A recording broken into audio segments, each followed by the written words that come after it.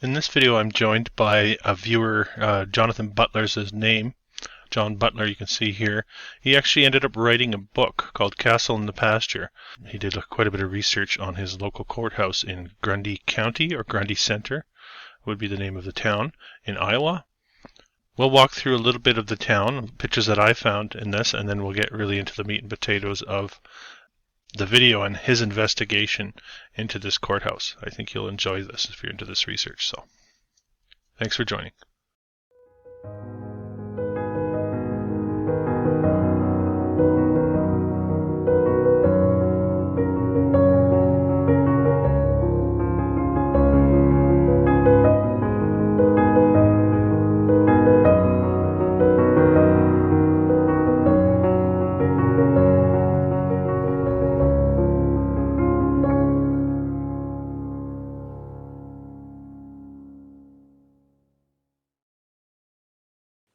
Greetings, Old World explorers and seekers of truth.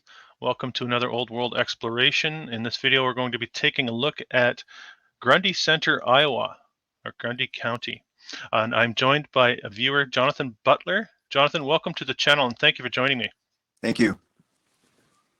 So let's give the viewers a little context. I had never heard of Grundy Center, so I have it pinned here on my map, and we're going to zoom in here to Iowa. Small town Iowa really is the definition of small town USA. It seems to be, to me. There it is right there. Yeah, they like to think it's just a quaint small town feel, but here we have a kind of state-sponsored fraud that North Korea would be jealous of. Okay, let me pull up the wiki so we can get a little more context on Grundy Center, Iowa. Very small town. I'll do population demographics just to give the viewers that context as well. I usually like to give modern day 2,700. 1900, I always use in my videos for a benchmark. 1,300 people living in Grundy Center, we are told. That's one thing I did notice in the course of my research, looking at old census information. Is some of the, I didn't make a chapter out of it. Some of the numbers didn't add up. Yeah, there's some funky stuff with their census I noticed, but again, I didn't look too deep into it.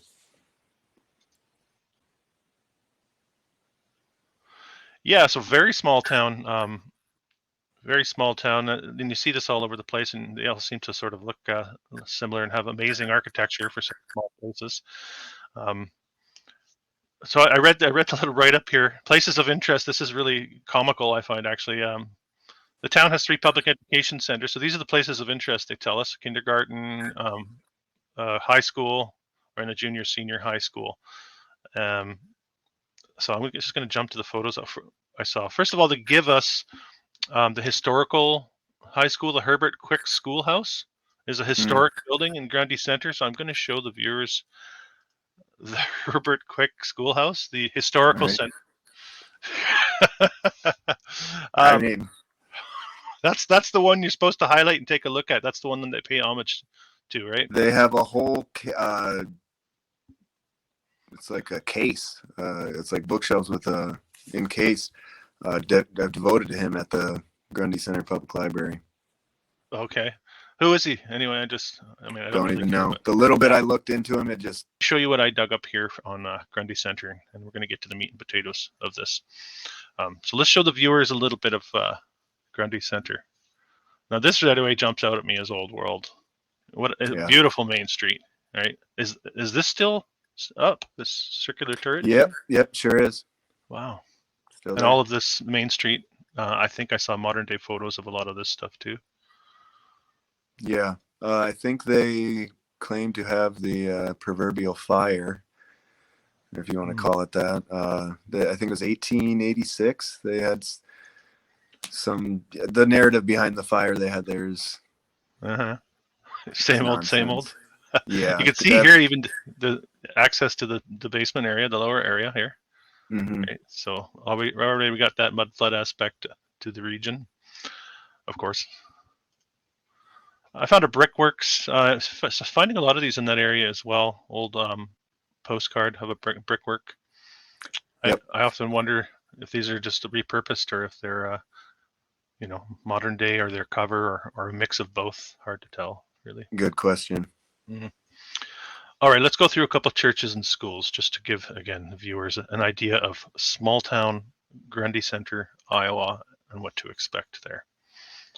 Presbyterian Church, probably decapitated at some point. Mm-hmm. Here's a school. So this is why I wanted to show those schools originally, because the old Grundy Center had several schools. So had more schools back then than they do now, it seems to me. Correct. I think that's true. I don't think I've seen this photo. And I don't believe this building is still standing either. Yeah, I doubt it. This is I have this in three different names. You'll see as we scroll forward. Here they're calling it the junior college, but that's a classic old worlder right there with the stones and the tower and classic. There it is again as a high school. So same one, wow. Old postcard. Yeah. I'm gonna throw in the library. I assume this one still stands. No, I don't think so. They have a new one. Wow. Yep. Gone, hey? Gone. I shouldn't assume. Here's the church. I think this is the one you sent me. I have this one again. Right. Yeah. This is just another street. I don't know if it's the same corner, if it looks like a different corner than what we were looking at. But again, I wanted to highlight it because you have the lower entry here again on these old buildings. Ticking those boxes, as I like to say. Lucius Cerulean from the Rest to Orbis channel was in Grundy Center recently. Oh. He did a video recently where he covered a bunch of Iowa courthouses. And yeah, I saw that. A quick one about Grundy Center. Oh, I must have missed. It's such a small town. I must have missed the blurb. I usually try to catch most of what he puts out, so yeah, I'll have to check it out again. Shout out to Aurelian. Yeah, shout out. Doing some great work. Yeah, we have to collab again. We've been meaning to, but I think we're both so busy that time just seems to keep, marching by. We'll get there though. Right. I did catch that one. Yeah. No, this is I think First Baptist maybe depiction, but Grundy Center. So we're going pretty far back here. Never seen that. The Baptist Church. You can see the brick streets here. Still standing? I don't know for sure. I can't say for sure. Modified, if so. Yeah, that's possible. Isn't that funny, hey? They've scrubbed so much. It's unbelievable. This is that nice picturesque main street. I'll keep going here. There it is again. Really, really ornamental. Beautiful, this whole stretch here. I did find a photo of a trolley car system going down Main Street. I found that at the library, and when I sat down with the Historical Society initially, I showed that photo, and they didn't know that there was a trolley system at all. That's very interesting. So that narrative has been scrubbed really from our memory. You have to really I think some of those photos at the library, the Historical Society wasn't aware of, and they didn't incorporate them in any of their publications. I don't even know if they're aware of them. You're definitely brick streets here. You can see all the brickwork in the street here. So that's another photo I haven't seen. Okay, this is a lot of them are coming from postcards. Yeah, I did learn that in the process, that postcards were a good way to get old photos. Well, you get anomalies with dates sometimes with postcards, which is always interesting. Sometimes they'll predate the official completion of construction. The postage stamp, right? Here's another school. I don't know if they painted out to be a high school but yet another school for that early time period with all this ornamentation. It's for such a small town. Again, it doesn't make any sense unless you understand what we're looking at in this research. And right, they're calling it Lincoln School Building here. Same one. Right. And there's that school again, but this time it's McKinley High School. Okay. Those big windows in front are starting to look familiar. Maybe I have seen a picture of that before. Yeah. Beautiful building though. Like it's the classic old stone look at the bottom there. It looks like it'd be a good place for some bands to play in that big room there, Yeah, right. Which it sounds like they do a lot of the places in the Midwest. They convert a lot of these old buildings into some cool venues. Yeah, yeah, definitely. Yeah. Hmm. You have a Methodist church, very religious people, I guess. All these different disciplines, church disciplines in such a small town. Very Yeah, interesting. I do know the narrative behind one of the Lutheran churches is that it was also erected in 91. Hmm. The little bit of documentation I could find was like a flyer or a bulletin for the cornerstone laying ceremony. Oh, yeah. Um, So the but same yeah, year as the courthouse, which we'll be getting to. The courthouse is going to be our yeah. Well, we may as well talk about it. Let's get right to the courthouse, shall we? uh, so this is the Grundy County Courthouse. Yes, is that? correct. And well, tell us a little bit about. Well, Jonathan's written a book actually, and dug into. Well, why don't you tell us? Yeah, I written a little book this past summer called Castle in the Pasture: Strange History of the Courthouse. I was kind of looking into the history of this building. I went to the library and asked them what they had for photos. They showed me a bunch of photos. That same day, they were able to get me a little meeting with somebody from the Grundy County Historical Society, which sat down and showed me more photos. And I found a construction photo that just, I could tell there's some little fuckery going on there. So I started looking more and more and talking to friends about the photo, and that's kind of how it got rolling. Yeah, and you sent me a copy, and I read the book on the weekend here, and I really enjoyed it. I enjoyed your approach to it, um, your healthy skepticism. You weren't leaning too far in either direction, I would say, the way that you approached it. But it seems what you found along your journey became more and more absurd. Does that sound like a? Absolutely, yeah. The more everything I looked into was just a home run for the book. The Yeah. little bit of feedback I've gotten so far is that I'm not concrete enough in my accusations, or however you'd say it. That was Well. intentional. I'm not trying. I was more trying to present what I've learned, Mhm. what I found, and add a little analysis at the end of each chapter. I wasn't trying to tie this narrative to the larger narrative within the confines of this book. Mhm. Um, and I wasn't trying to make myself vulnerable with the statements I was trying to say. So I was very careful to ask questions. Obviously, that was just part of the process in general.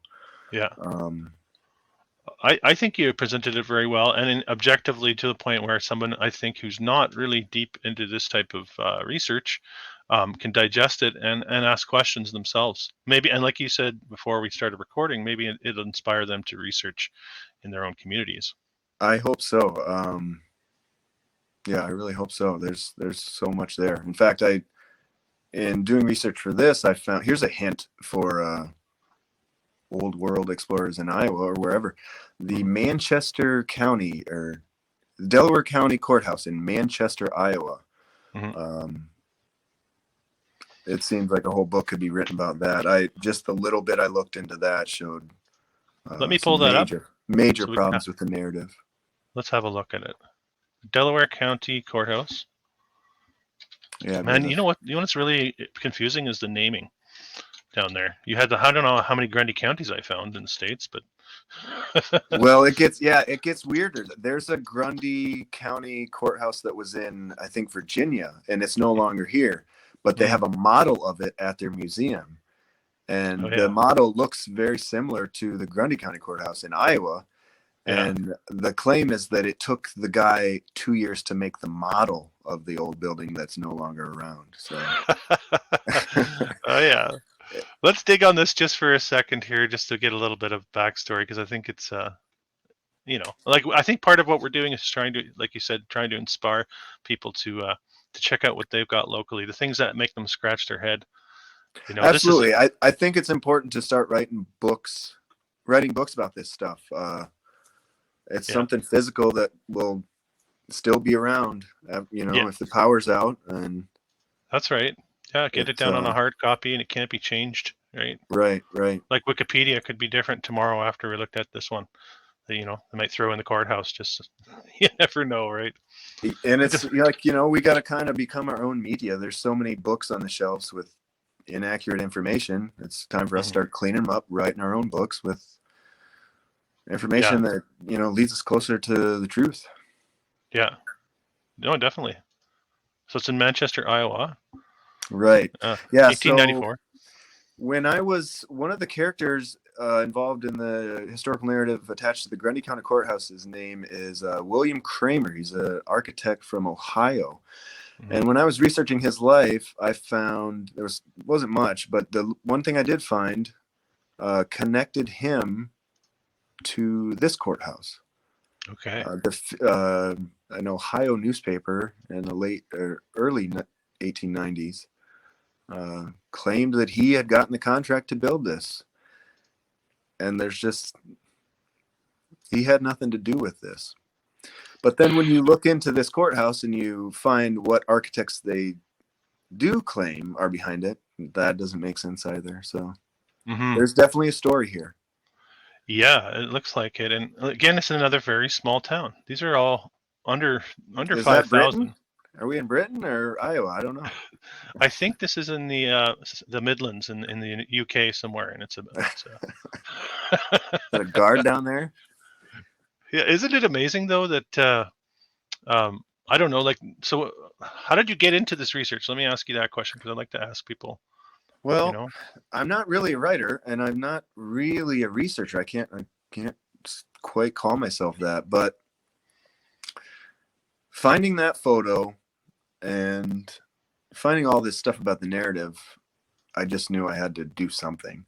And Mm-hmm. apparently I have enough writing talent to almost pull it off. We'll see how the book is received. Yeah, I enjoyed But it. I found in the process I think I'm good at it, and I really enjoyed it. Just all the little corners you can look, all the little, even with maps, I found some plat maps that had clearly been edited. So you look at the map of the layout of the town, and the text looks a certain way, and then if you look close, you can tell somebody went along later down the road with a different penmanship and edited it. So Mm-hmm. just looking at all and like I said earlier, with the population and stuff like the plat maps alone, there's just so much there, and it's just fun. I think anybody can enjoy uh, being the detective and the process of demystification. It's Yeah. empowering, and it should be. And if we hadn't been so thoroughly lied to, guys like me wouldn't have to spend hours at the library trying to play in Finkel and Einhorn, trying to figure out what's going on, looking at pictures that I know are nonsense.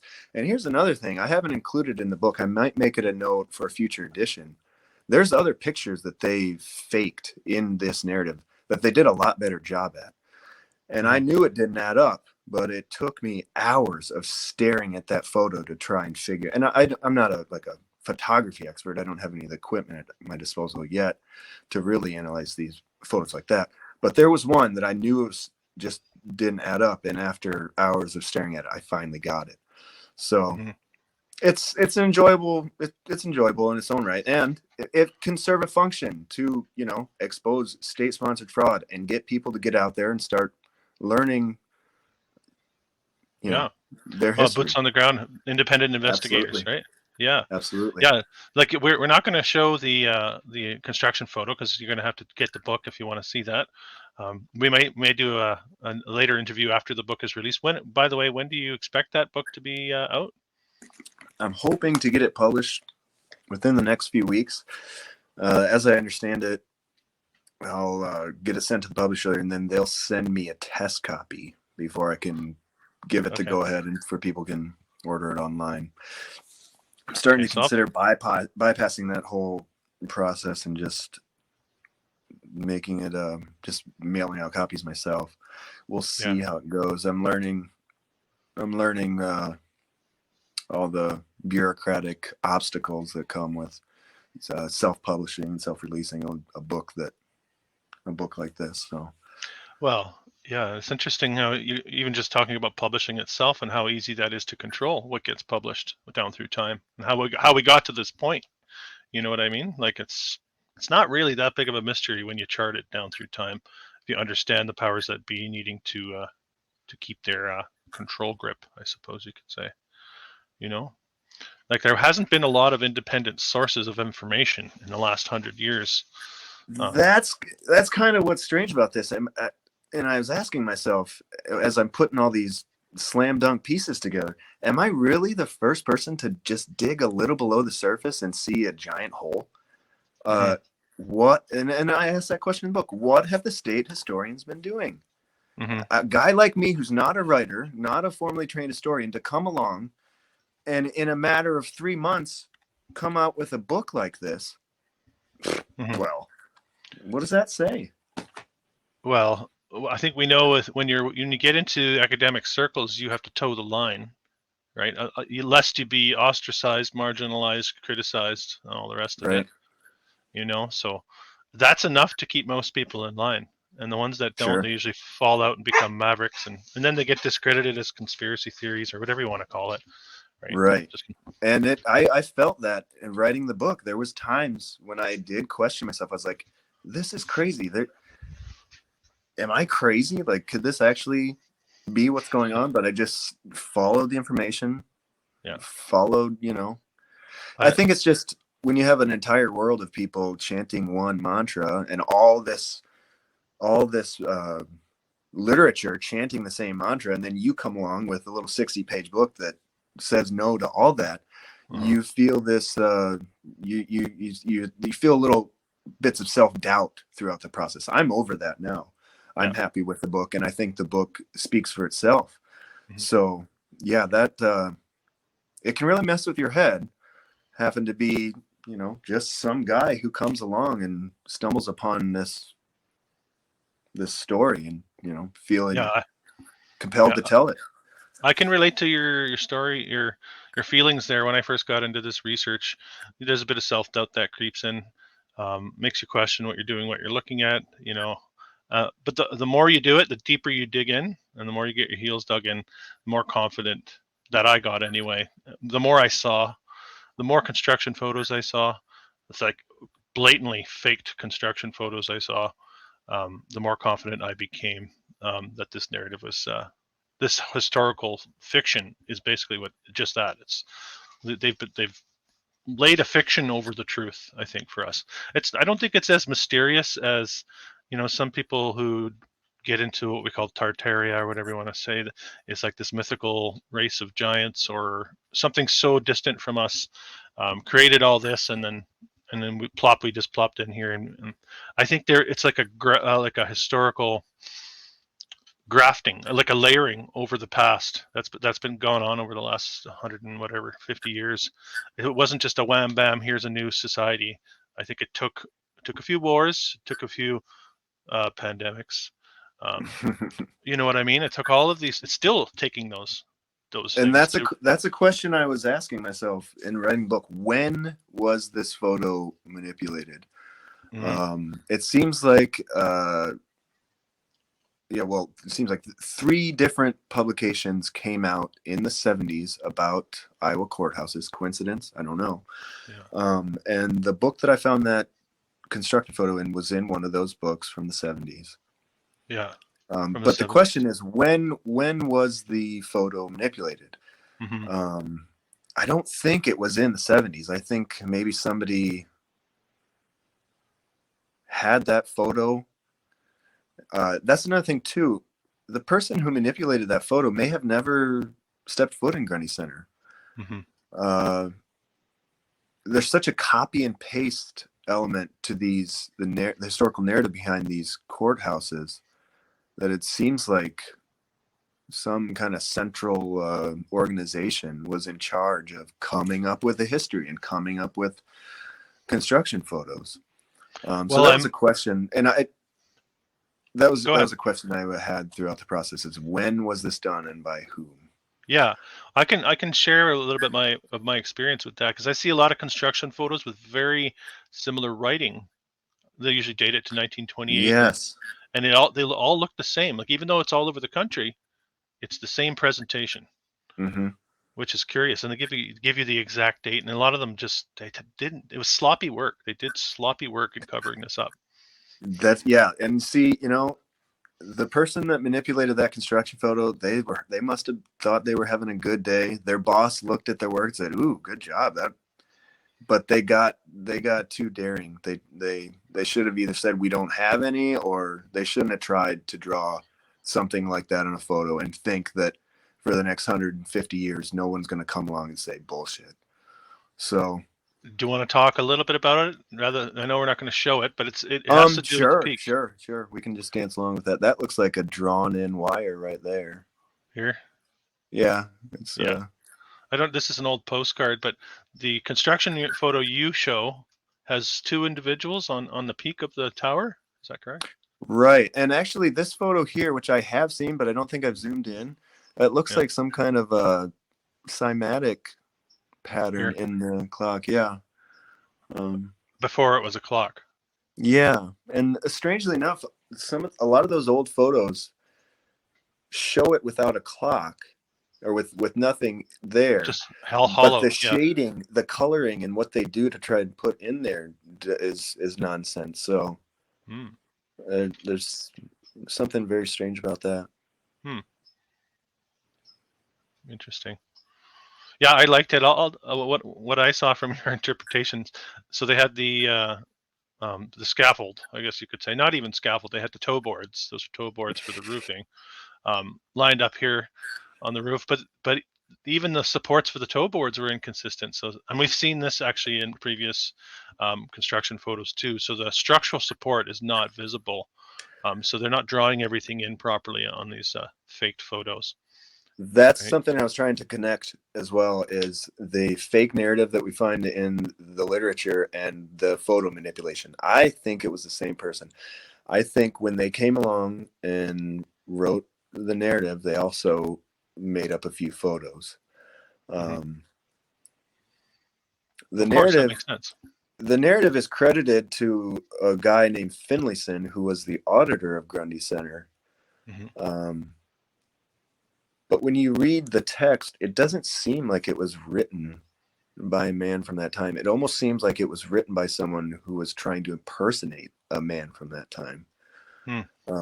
And there's even some interesting, there's one line, and I wanted to include it in the book. I maybe will in a future edition. There's one line where they straight up say, so and so followed me around throughout this whole process, so he could vouch for everything in case anyone doubted our story. It's such Case a strange closed. thing for someone in 1920 who's 80 years old to write. Yeah, it sounds like they're just trying to close the case on it, right? Don't look here. Mm-hmm. That's what Mm-hmm. it seems like to me, right? Very interesting. Yeah, and I really enjoyed the way you sort of walked through the construction as well, because the timeline on the construction is well. Why don't you share a little bit, because it seems like a very short window of opportunity they had to build this thing. Yeah, a big, and I think they like to use what they call the original courthouse to kind of obfuscate, divert attention. Mm-hmm. There's just as much about that and the nickname for it in the literature as there is about the newer courthouse. Mm-hmm. But that building was within 10 feet of the current courthouse the whole time they were saying it was constructed. So right there, that just doesn't make sense to have two buildings so close. Mm-hmm. Another interesting thing about that original octagonal courthouse is that there's like a 10-foot metal spire coming right up out of the middle of it. Mm-hmm. And I thought that was interesting. Well, I feel like I almost wonder if they built the wooden courthouse so close to the current courthouse so the buildings could interact with each other energetically in some way. I don't know. it's interesting. Let's get into the timeline, the construction timeline. So if Wikipedia just tells us built 1891, which they always do, especially with these small towns, they don't really give us any more detail than that. So why don't you give us some more? Well, there isn't much for the timeline, and not surprisingly, many different sources will say it was finished in 1891. Others will say 1893. So there's probably just as many sources that say each one. I noticed the Iowa Judicial Branch website got their information from one of those 1970s kind of coffee table books, Mm-hmm. as far as what the information they provide for it, and it's just not true. Um, So you're talking about an official source taking its information from. it almost suggests that they tried to rewrite the narrative in a few waves, and they came through with a wave that said, "Oh, this building's from 1891," but they didn't really make photos, and then they didn't really write a narrative, and people just kind of they chiseled that into the side of the building.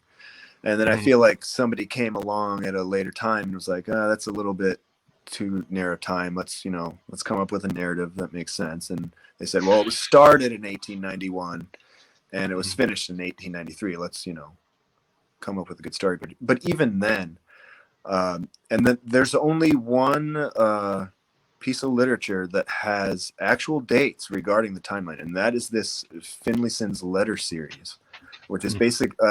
Apparently, he wrote this years after, and scattered throughout that, there's just a handful of different dates of events along the timeline, but not quite events you would think. It's just they had a meeting here and they had a meeting here, and there isn't really much to it. In fact, the main photo that I analyze in the book, the caption and the date that they give in that caption is kind of what puts the whole story together as far as the timeline not adding up. Because from the date they said they were given the green light and broke ground to the date that photo was taken, was just over a year. Mm-hmm. And that's not accounting for having work to stop during the winter. So essentially, they're trying to say this building was erected in less than a year, Yeah. which And is hard to believe. this building here was erected in less than a year. In 1891, And 1892. it gets stranger. Everything they say about it is just contradictory. They say they had a shortage of workers. I actually found in the process that there were some notable events in 1891 that should have been mentioned in the narrative and should have affected the workflow. Of course, they're, Was that like a pandemic or a flu? No, sorry, that word's on my mind. I don't know why. Wasn't there an illness? Okay, I read it, right. but The Russian flu, I think, that's right. 88 to 90, 1888 to 1895. Mm-hmm. Mm-hmm. So it should have slowed down the operation at the very least. Yeah, and I think they were really reaching for history for this because they apparently don't know, and so they really tried to pour a lot into this story of this Masonic cornerstone laying ceremony that is said to have occurred November 11th, 1891. Mm-hmm. But you read into that, and it just doesn't make any sense. I go in depth on that in the book as well. Yeah, you really uncover that timeline, which is in this research is something we need to do because it becomes so implausible, becomes laughably implausible as you dig further into the timeline. The Not just the timeline. So there's also an aspect of the building. I think I recall they were shipping the stones in uncut. Is that correct? And Yeah, I think that's another indication to me that the person who came up with this narrative and the person who manipulated those photos had zero construction experience. mm-hmm. Um, Which always happens, which I suggest is right, and in a right. sense, maybe none of us do because these buildings are, in a sense, so otherworldly, and we have to. A lot about it. We're just left to wonder.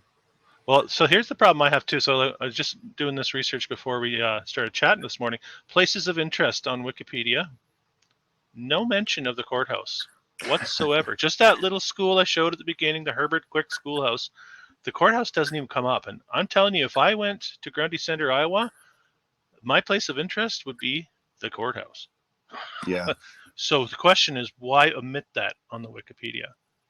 Yeah, you wonder these people that come in and try to bring money to these main streets, and that thing's sitting right there, and They can't. And I get it. It's almost as if we're taught to just walk on by this Yeah. kind of architecture. I went to give the DOT my money at this building for years without ever stopping and think, wait, hey. So I definitely understand how people can Mhm. pass by these buildings and not think twice about it. It's almost like we're more or less taught not to think about them. Well, that's what I'm saying, and that's what I'm trying to illustrate with the Wikipedia. Is they're trying to take the attention off of this type of thing. That's why they destroy these buildings and then they bury the fact that they even existed. They're trying And to I keep us away from it. I think the locals have no clue. I don't think there's any nefarious activity on part of the locals nowadays. Hmm. I think the person who, and that's where this mystery and all of this opens up into a much bigger field of inquiry, which I tried to find a line with writing the book to not try to connect this to anything or too much for the confines of one book, or to keep my focus on this. But I Hmm. feel like this false historical narrative was put into place possibly by people who didn't even ever live in Grundy Center, and was just set into motion. And ever since then, people just that's what it says in these few lines in the book. So that's the history. Hmm. Um, I Yeah, really I think don't that know. the secret societies, I think, are heavily involved with it, as well as I think the religious organizations, with setting the new narrative here. But I, like you say, like I think locals now have no idea, but people like you and I are waking up to this only really recently, the last several years, right? So it Sure. is. I've said this in a lot of my videos that it feels like we're waking up from like a cloaking spell almost.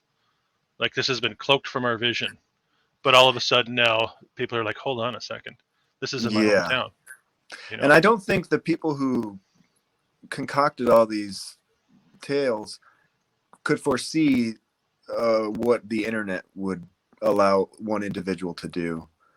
Mhm. If they borrow an identity from some guy, one state away to attach to this narrative, they maybe didn't foresee that, in 100 years, I can get on the internet and check their claim. Really, I don't have to go to these libraries in other states.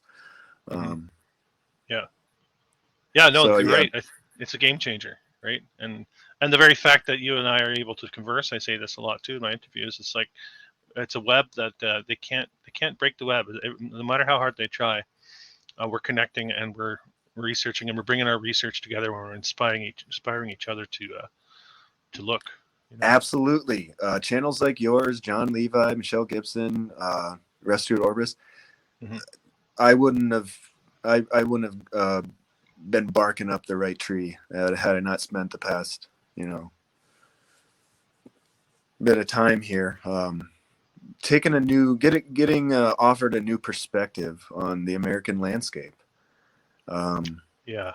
I kind of been studying, shall we say, alternative history for years now, Hmm. but never really connected the dots with the old world architecture that we find across North America until really the past year. And then it was like a whole bunch of things fell into place, and I was like, okay. Do you find it's very um, enriching? It enriches your experience. You're seeing things with a new light, almost like a child. You're seeing things almost for the first time. You appreciate. Absolutely. Yeah. Absolutely. It is empowering. And it's Yeah. the our true past is much better than these shoddy narratives they scribble down in these Yeah. these photos. So I think the intrigue, there's an endless amount of intrigue there for people to get the real story. Yeah, and I think it says there is a greatness to this land, and that cover story of all the ugliness and the conflict and the because whenever I look into these any of these cities, it's always starts out with some stupid cowboys getting drunk and whoring and all this kind of stuff, right? And then it Grundy sort of has that. gets it's just a Hollywood narrative.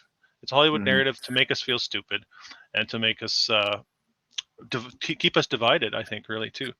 I Sure. say it a lot as well, but it seems to me that's the clear case. And if we could really dig beneath the surface and understand that this is not our true history, um, I think we can maybe reveal or unravel the lie and maybe get closer to the truth, right? Which is why I'm doing what I'm doing. So, yeah, Absolutely. yeah. You mentioned the asylums here too. Do you want to talk briefly about the asylums? You said that Sure. near the end of your book.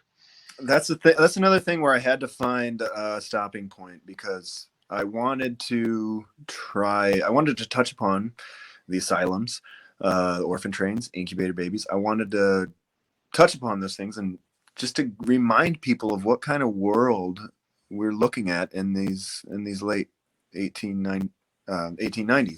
Mm-hmm. But again, I had to keep my focus on this courthouse. However, this asylum in Independence is not that far away. And in the process of doing research for this book, I noticed things on the Historical Society's website that just seemed like they were rewriting history in real time. So I figured I would write about that, include that in the book. And it's up to the reader if they can make any connections between this asylum phenomenon and a nation being given a new history. And the little bit of research I did do about asylums in this process for this book that made me realize there's a career's worth of research to do just on one asylum. Mm-hmm. There's Mm-hmm. so much there, and it's not fun. It's not Yeah, it's research ugly, that. right? So Is this it, by the that way? that was a hard chapter to write. I didn't Is this get the one that you're deep talking in, about? but Independence MHI and Independence, State Hospital in Independence, Iowa. massive sprawling structure, It's just ridiculous because they're everywhere too, right? and it was. It was hard to write about it in the book and not mention how its very own construction narrative is nonsense. Mm-hmm. But I just kind of, wanted to have a brief chapter to mention it to get people, remembering. Yeah. No, I think it's good. It's well placed, and I think it, like I said, so my interpretation of the book is very inspiring. Again, to do my own research, and I've told people a lot because of my geographical location. I don't have a lot of this type of infrastructure here, but a lot of my viewers are living in these small towns or cities and discovering these buildings and infrastructure with new eyes. And I certainly encourage people out there to do the type of research that you've done. I mean, your research is quite extensive, but even just the bare bones, just check out a few bits of information that might contradict the narrative, and really, that's all you Definitely. need. If you find one lie, you can assume there's much more going on than just one. Definitely. And Right? once there's something about that process, call it demystification, call it whatever you want, of someone attempting to lie to you and you outsmarting them and saying nope. Mm-hmm. And when it's the state, when it's history, when it's everyone who came before you, Yeah. and you have the balls to say, no, how about no? And then you look further, and everywhere you look, you just find more and more evidence of fraud. Yeah. I really hope the book, and I there's so much that I could have included that I want to. I will most likely do another edition and just stay on this building. The book is essentially just about the outside. There's likely a lot more about the interior that I could write about as well. But I do hope the book motivates people to get out and spend those hours at the library. Read every book you can. Read everywhere. Look long and hard at these pictures. Sometimes they're a lot better fakes than these, Keebler elves dancing around on a 100-foot tall roof. They are. Yeah. Sometimes you really got to pick them apart. So, I want to But say it's thank you for doing the research. I really want to say thank you for as a person who's interested in this, and just as a you know, uh, to take on that uh, to to to go through that undertaking of digging, like you said, it comes with ridicule, it comes with self doubt, so it's not an easy process. So you have my gratitude for sure for doing this work. And I'm pleased. Hey, I'm happy to present that here on my channel as well. hey, it's a positive feedback loop, man. Your videos have inspired me and got me to start thinking Yeah. differently about some of these buildings. And lo and behold, people can kind of have their suspicions about things, but Yeah. when you actually go and dig into the story like I did and find all of this stuff that doesn't add up, there's something there. This isn't just, I don't understand how architecture works. I don't understand how hard they worked. There's just the all the information points to fiction. Yeah. So I encourage people to check out the book once it's released. The link will be attached to this recording for people that want to. Where else can they find the book? Well, I'm still in the beginning stages here, so I don't really have a website for the book. I do have an Instagram, and that is PowerPlantJB. We'll put those links in the description as well, In so the people can next connect with few you. weeks, we'll see. I'm not sure if I'm going to self-publish or if I'll find a publisher that wants to work with me. I'm kind of just trying to navigate that landscape right now, but I am hurrying to get the book out. It's such a good story, I feel.